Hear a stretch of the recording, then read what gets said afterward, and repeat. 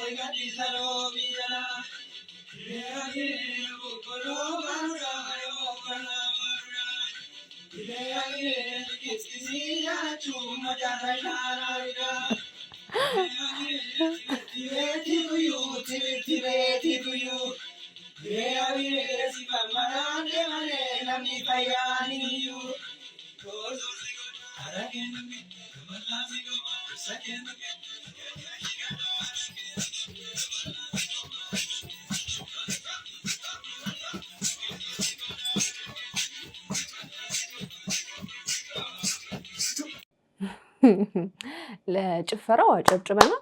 ግን ምንድነው ሊኪዝኪዚ ይሆናል አለባበስ የለበስከው አንተኛው? ምን ያዋቂዎች የዳይፐር ቲሸርት መጣ ምንድነው? አልሰማንም።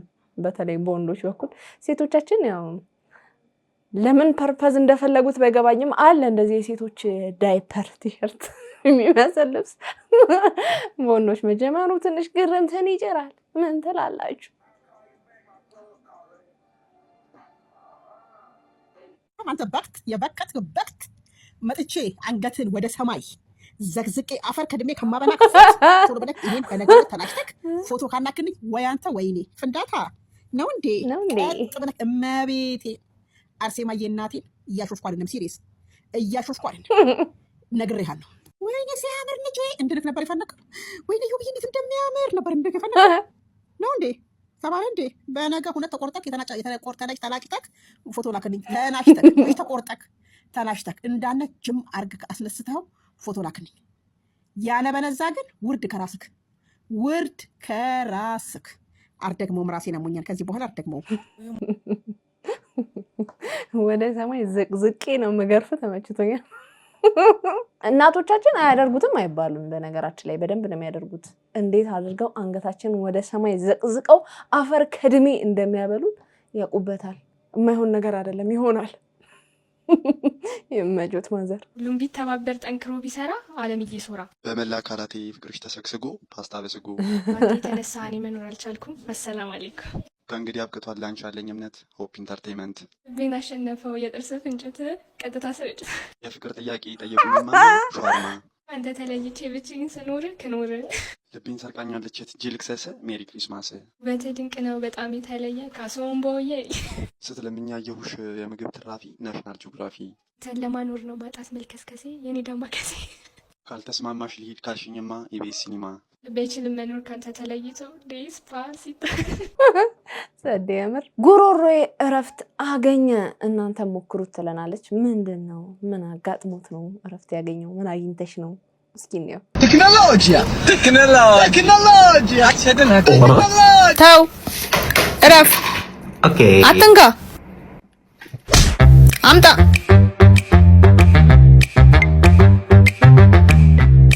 ቴክኖሎጂ ይሄ የምሬ በጣም ቴክኖሎጂያ ነው። ጸዴ በተለይ ወንድ ልጅ እናት የሆኑ ሰዎች በጣም እንደሚማረሩ ቲክቶካቸው ላይ ምናምን እናያለንና ጉሮሮን ከማድረቅ እንደዚህ አይነት ቴክኖሎጂያ ነገሮችን መጠቀም ጥሩ ነው። በነገራችን ላይ የኢትዮጵያ ዳንስ በቃ ሌላ ሌቭል ላይ ደርሷል። የሚገርም የዳንስ ቴክኒክ ላሳያችሁ። አንድ ልጅ ነበረች ኮረዳ ወዲች ያልቤ የተጎዳ ሽማግሌ አማላጅ ብልክ አላለች ካሳቧ ልቅልቅ ሀሳብሽ ምንድነው ሲባል አምጡልኝ ከአሜሪካ ባል የቆንጅቴ ሞኝን አተላ አሁን እኮ ምናሳችን ላይ ነው የቆሙት እንዳንናገር መሀል ሴንተሩ ላይ የምላሳችን መሀለኛው አሞጥ ሟጮ ተናጋሪው እሱ ላይ ነው የቆሙት። ቃሪያ ነው የሚያቃቡን ነው ማለት ብንናገር። ዳንሱ ግን ምን ነው በጣም ለየት አለ። አንድ ስቴፕ ያሳደገው ብየዋለሁ። የኢትዮጵያን የዳንስ ጥበብ አንድ ስቴፕ ከፍ ያደረገ ለመናገር እንኳን የማይመች ሁኔታ ላይ ያለ ነው። መግነጢሳዊ የሆነ አደናነስ ብለን ስያሜ እንሰጠዋለን እኛ። አይሻልም? ግበው ተቀበልኩት ሰፈሬ ነው አስጠራው ገመቀችን ተክልዬ ነው ሰፈራችን የማድሽ ከተነሳ በሰረት ነው ይምብሳ ጥያስልኝ ፈረግቱ ተሽቀለው ወሬውቱ አስተጭውጭ በስተወል ጥያስልኝ ገብተዋል የራድ የታባቱ ይሄ ኩኩሻ በልጅነቱ ነው። ኩኩሻ በልጅነቱ በቃ ሰርክቴሽን የሚባል ነገር አለ። ሰርክቴሽን ታርፉታላችሁ። ሰርክቴሽን ማለት ዝርይ ውሃ ይተናል ከዛ ዳመና ይሆናል። ዳመና ያዝልና ከዛ ነው ዝናብ የሚሆነው። ከእንደገና ይተናል ዳመና ይሆናል ይዘንባል። ያ ምን ይባላል? ሰርክቴሽን ይባላል። አንተ ነው የምልህ አልተኛም እስካሁን እንዴ? ተኛ እንጂ እናንተን አይደል እንደ ወጣ ብዬ የምጠብቅ ተኛ። በቪዲዮ ማስፈራራት ተጀመረ። ስራን ሙያን ማስፋፋት ማለት እንደዚህ ነው። በነገራችን ላይ ሙያን ማስፋፋት ቤተኛው ማቀጣ ስላይ ነብራን ግርምሽ ድረስ እሺ በግርምሽ አስደነገጥከኝ እኮ እኔ ልደንግጥ በግርምሽ በግርምዬ ብዬሽ እግዚአብሔር ይስጥልኝ። ውለዱ ክበዱ። ከማን ጋር? ከግርምሽ ጋር ወንድሜ እኮ ነው። ይውለድ ይክበድ። ከደረሰ ማን ነው ደረሰ? ስራ የለሽም እንዴ አንቺ? ስራ የለሽም? 10 ብር ሰጠው ብለሽ የኔ አንቺ ሰባዘር ማወቅ አለብኝ።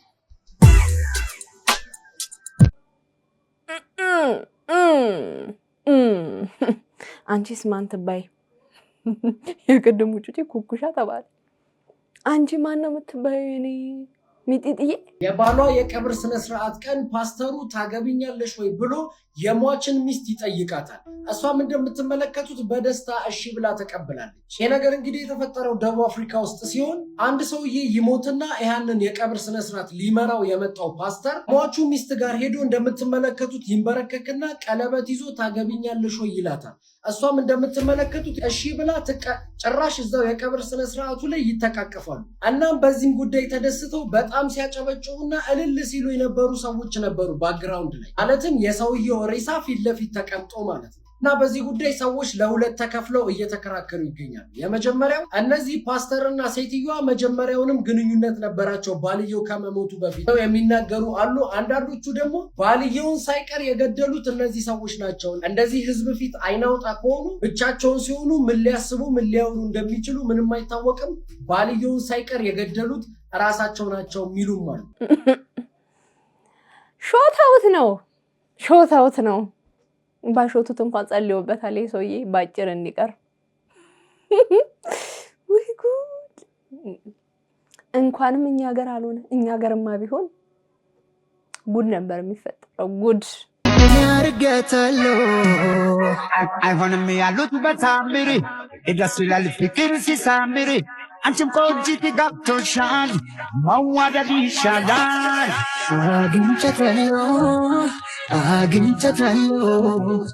አግኝቻታለሁ ያርገታሎ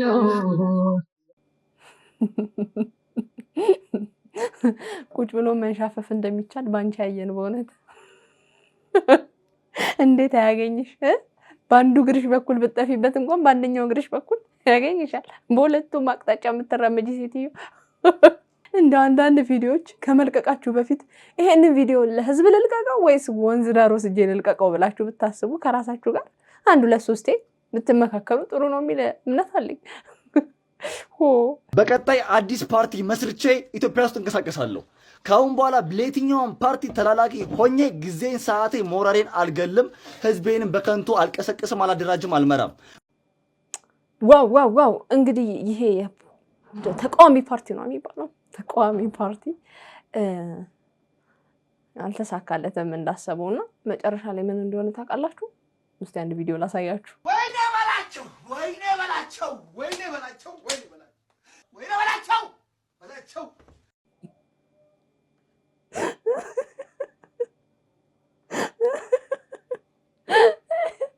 አሁን ራስን አገኘ እውነቴን ነው በቃ ልብስን ሸምሽም ልብስን ቁጭ ብለሽ ሸምሽም እኔ የምልህ እሱ ነው በቃ እቺ ፓርቲ አሁን ትቅርብህ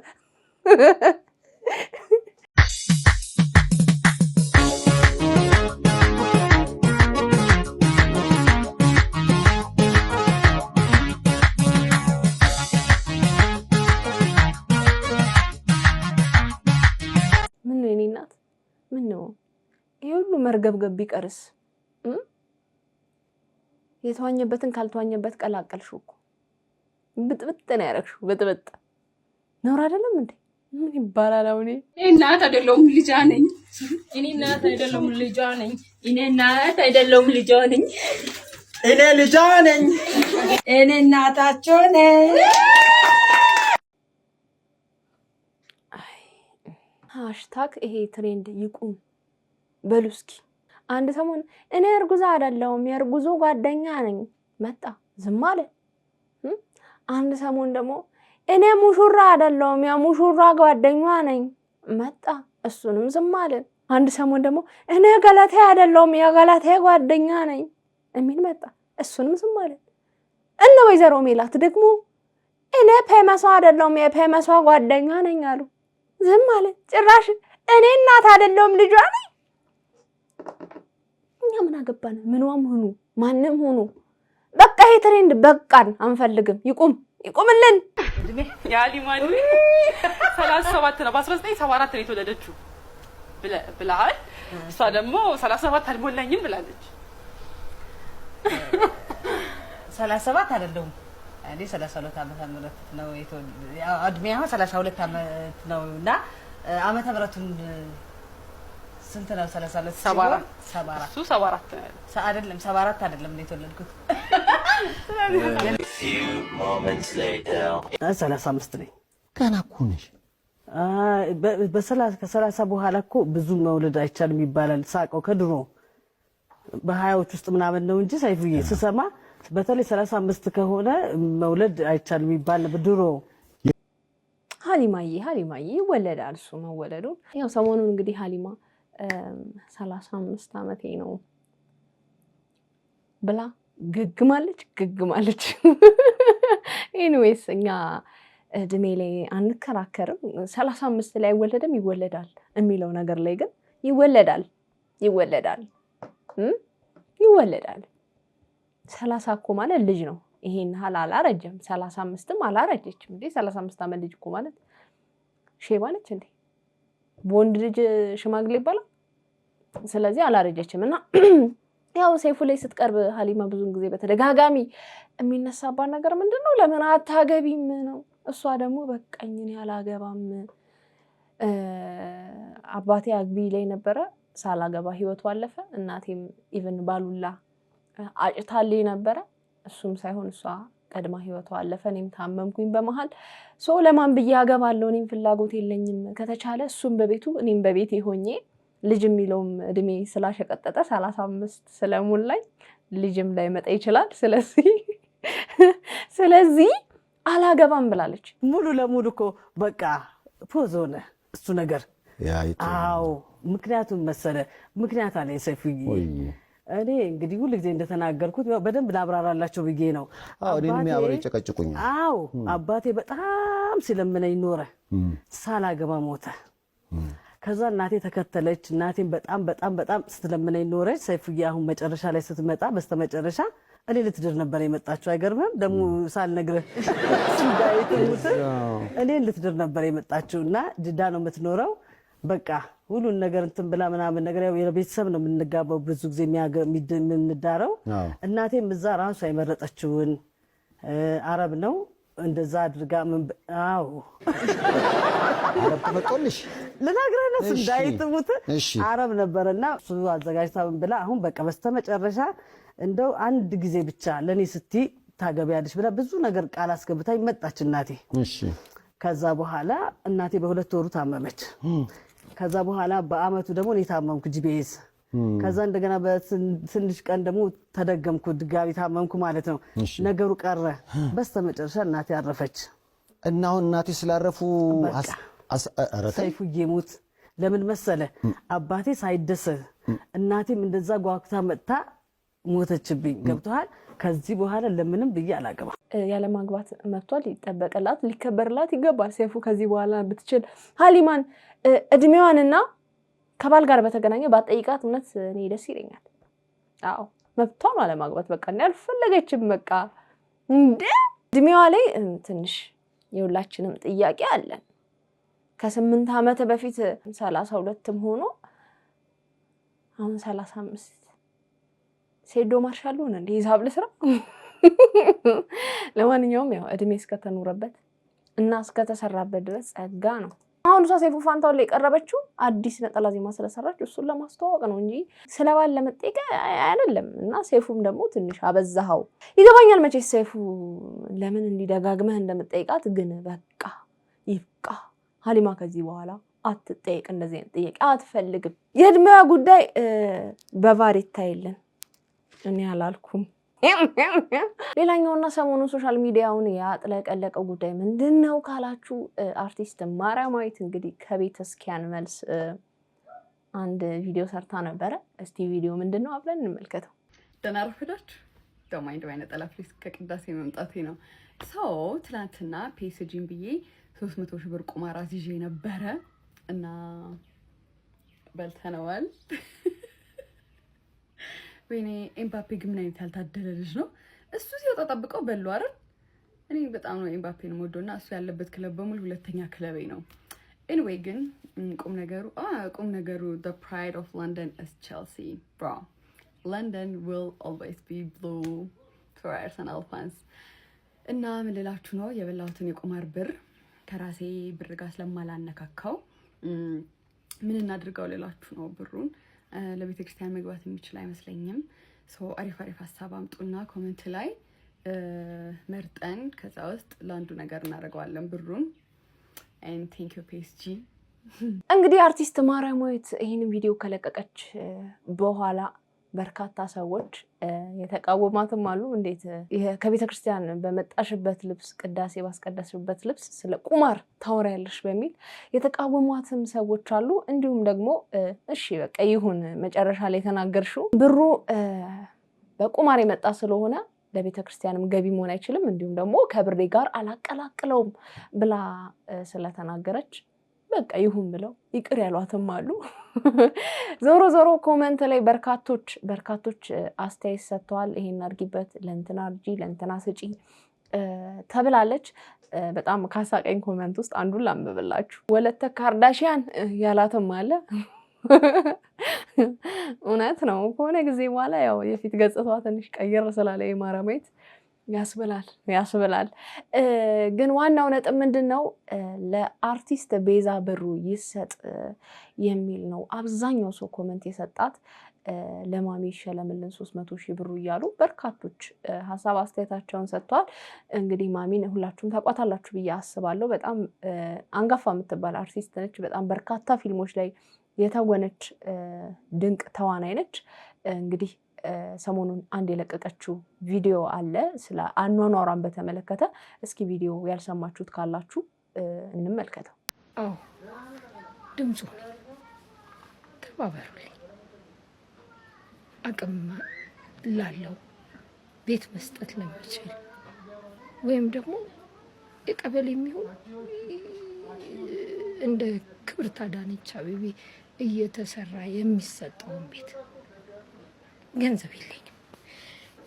ቤት ተባበሩና ስሩ ተብሎ ቅድመ ክፍያ 5 ሚሊዮን ብር 5 ብር እኮ የለኝም እኔ። ቅድመ ክፍያው ተከፈለ እንበል። ከዛስ በኋላ ቤቱ እስኪያልቅ ድረስ የሚወጣው ወጪ እኔ እኮ የለኝም። ያለኝ ፈጣሪ መድኃኒዓለም እናቱና ልጁ። ከዛ በኋላ በእናንተ መተባበር እኔ ከዚህ እወጣለሁ።